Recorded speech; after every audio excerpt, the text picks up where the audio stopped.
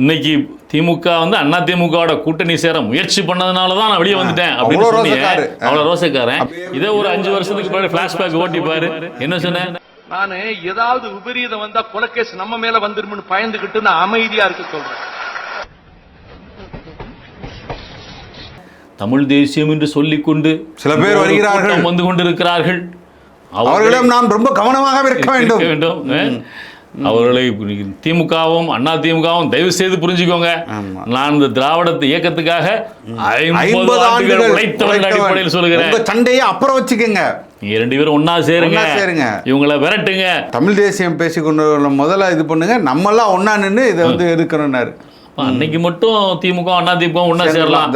சீமானை எதிர்ப்பதற்கு, தமிழ் தேசியத்தை எதிர்ப்பதற்கு, இன்னைக்கு விஜய் எதிர்ப்பதற்கு அவங்க 2 பேரும் ஒன்னா சேரப்போனா உங்களுக்கு எங்க எரியுதுன்னு தெரியல. அர்ச்சனையை தொடங்கி விட்டார்கள். கலிங்கப்பட்டி காமெடி பீஸ் எனக்கு ஒன்றும் பரவாயில்ல, நமக்கு காமெடியும் கொஞ்சம் தெரியும்னு மக்கள் நினைச்சுக்கிட்டு, அதனால இல்லை.